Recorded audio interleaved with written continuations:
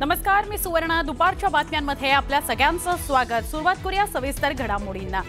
ज्येष्ठ वकील आणि विधिज्ञ उज्ज्वल निकम यांची राज्यसभेवर निवड करण्यात आलेली आहे. राष्ट्रपती नामनिर्देशित खासदार म्हणून त्यांची राज्यसभेवर नियुक्ती करण्यात आलेली आहे. लोकसभेमध्ये भाजपच्या तिकिटावर निकमांनी उत्तर मध्य मुंबई मतदारसंघातून निवडणूक लढवली होती, पण निवडणुकीत त्यांना पराभव पत्करावा लागला. दरम्यान 26/11 मुंबई दहशतवादी हल्ला असो, कसाबला फाशीच्या शिक्षेपर्यंत पोहोचवण्याकरता उज्ज्वल निकम यांची मोलाची कामगिरी असो किंवा इतर अनेक मोठ्या केसेस जिथे सरकारी वकील म्हणून त्यांनी कामगिरी उत्तम बजावली.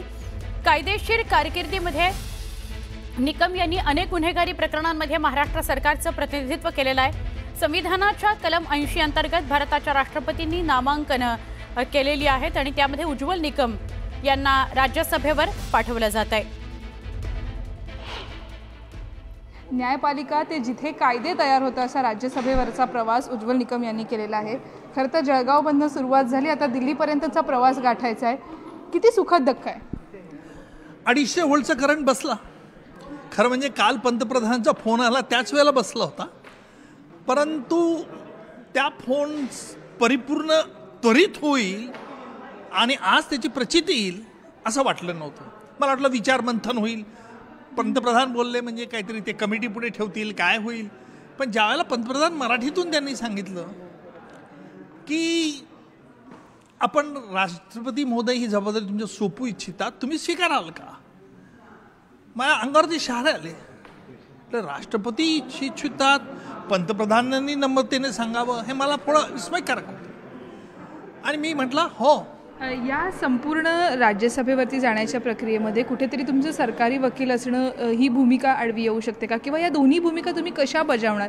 अनेक सरकारी खटले तुम्ही आजही चालवताय. खरं म्हणजे या दृष्टीने मी साकल्याने अद्यापही विचार केला नाही. मला हे बघावं लागेल की राष्ट्रपतींचा प्रतिनिधी म्हणून मला किती वेळ व्यतीत करावा लागेल, या संदर्भातले नियम अधिनियम काय आहेत, मला स्वतःला शक्य होईल की नाही, या गोष्टींचा साकल्याने मी विचार करेल. कारण ज्या फिर्यादी लोकांनी माझ्यावरती विश्वास ठेवून मला मागणी करावी म्हणून उपोषणाला बसले होते, त्यांच्या इच्छेचा अनादर करता येईल का, त्यांच्या दृष्टीनं मी काय केलं अजून विचार केला नाही. आज सांगणं कठीण आहे. न्यायपालिकेसमोर खटले चालवत असताना ती तुमची भूमिका आम्ही आजवर बघितली. राज्यसभेवरती जाताना कोणते महत्त्वाचे मुद्दे तुमच्या विचारात आहेत की जे तुम्ही लोकांसाठी सभागृहामध्ये मांडाल. खरं म्हणजे मी या दृष्टिकोनातून अद्याप काही विचार केला नाही. मला अभ्यास करावा लागेल. नियम अधिनियम कुठले विषय मांडता येतात, काय मांडता येतात, त्याची प्रचिती. कारण हे नवीन क्षेत्र आहे, अभ्यास केल्यानंतरच मी बोलू शकेन. अगदी शेवटचा प्रश्न, ज्या पद्धतीनं जळगावमधनं हा प्रवास सुरू झाला, दिल्लीपर्यंतचा प्रवास गाठला आहे, आणखीन अनेक स्वप्न मनामध्ये असतील, त्या सगळ्या स्वप्नांसाठी शुभेच्छा.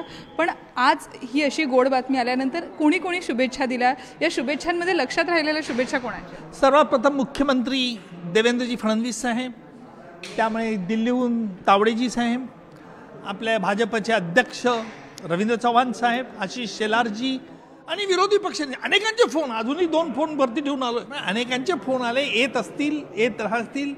सगळ्यांना तुमच्या माध्यमातून नमस्कार, शुभेच्छा दिल्याबद्दल धन्यवाद. धन्यवाद आमच्याशी संवाद साधल्याबद्दल. Video journalist Asif शेखसह Sushmita बदाने Patil, news 18 Lokmat, Mumbai.